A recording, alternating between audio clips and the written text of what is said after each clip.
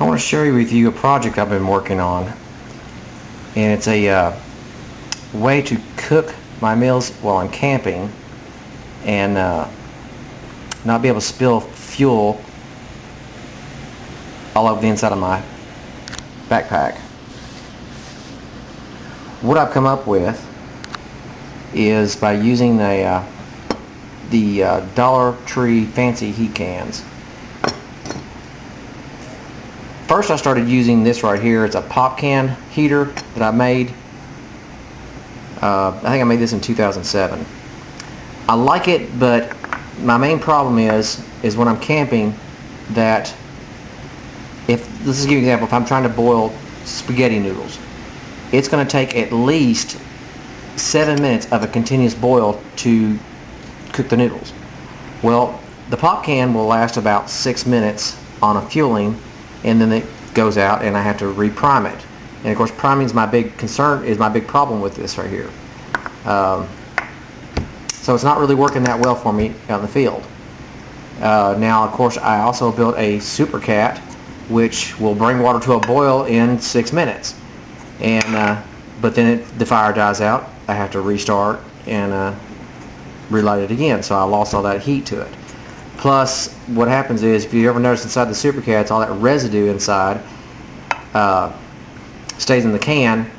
And of course, if I put this back in my gear, it gets into my other stuff. And I'm using methanol, fuel injector cleaner.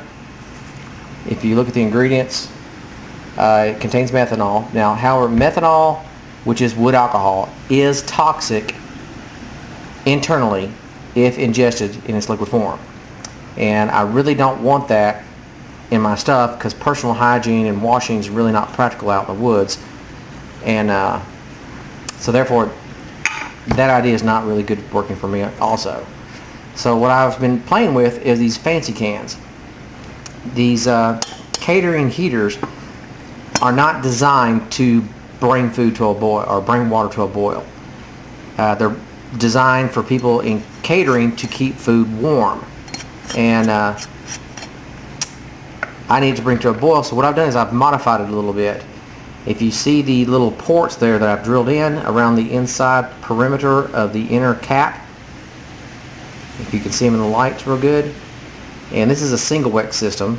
Now I also built a dual wick system here using 2 wicks, 1 wick that I scavenged from another one that was a failed prototype.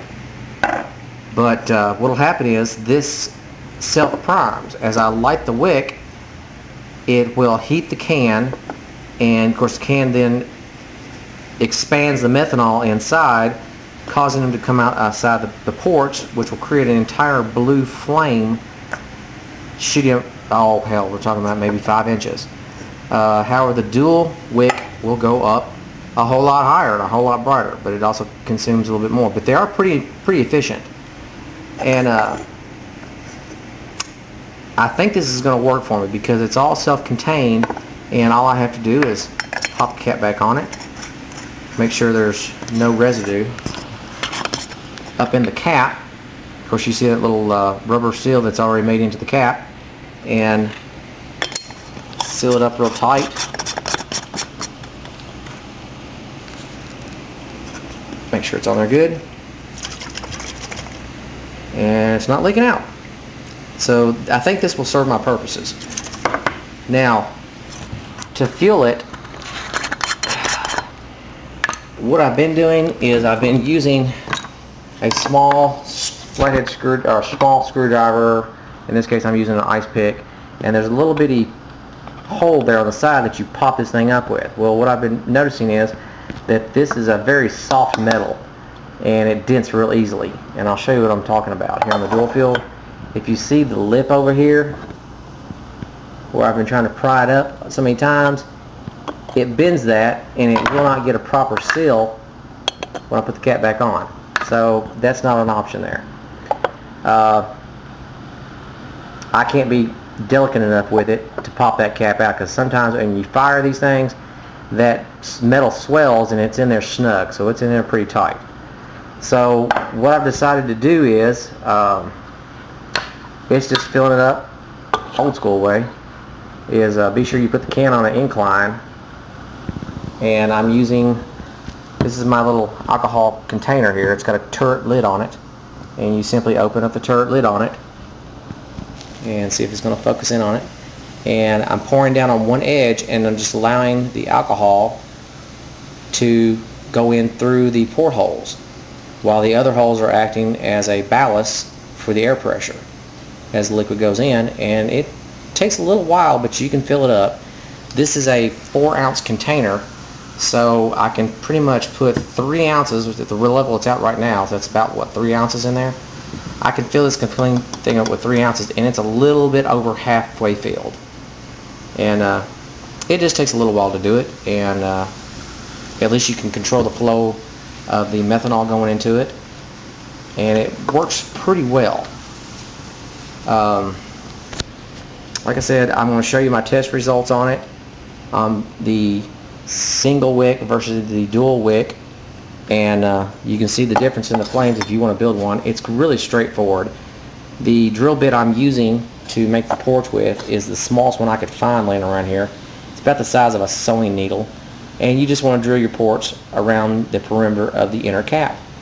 And but like I said, it is all self-contained, and I've been using it with a 3-tiered wire cage, which works really well as long as there's no wind blowing. And if there's wind blowing, I made this out of a piece of roof flashing that I obtained.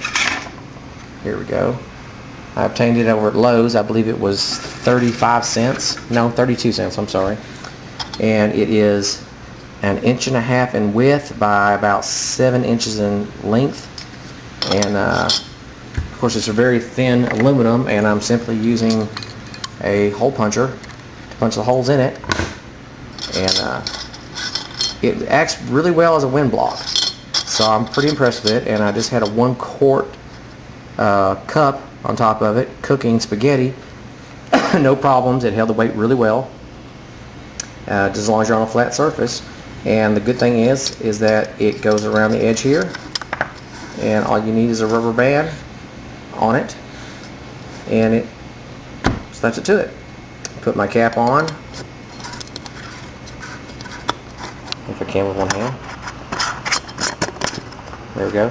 Be sure you put a good twist on it, but not so snug you can't get it back off. And you can hear the liquid in there, and it's not leaking. So I hope this is going to work for my needs, and I just want to share that with you. Anybody could build this. It's not really hard, and hope it does it. Here are my test results. Okay, here is the test of the single wick with the porch drilled around the perimeter. There's the burn. There's the new pot stand I made from a piece of aluminum flashing with the holes punched into it. Maybe you can see the steam coming out.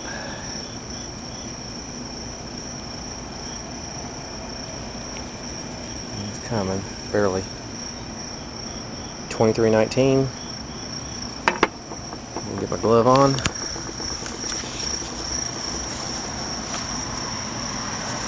It's not the fastest boiling system I've ever seen, but it is pretty efficient.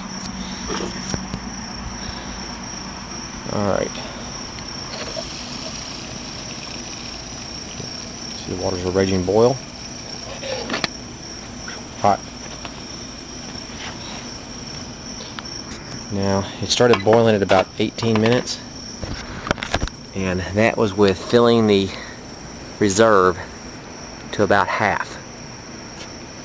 I've tried it with 1 ounce of fuel in it, and it took about 26 to 28 minutes to bring water to a boil.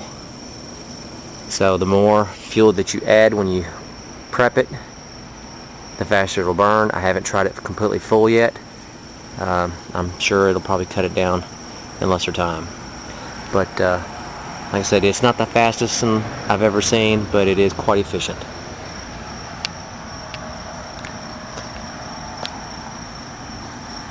Let's try taking it off.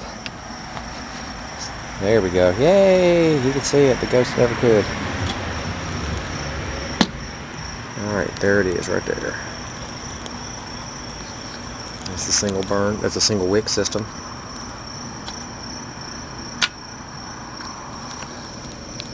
Get close up to those ports without burning my camera. As the entire container heats up, it causes that methanol to start expanding and coming out those ports, and as the wick was ignited, it ignites the jets coming out, and you get a bigger circumference of burn. Blow it out. It's hot.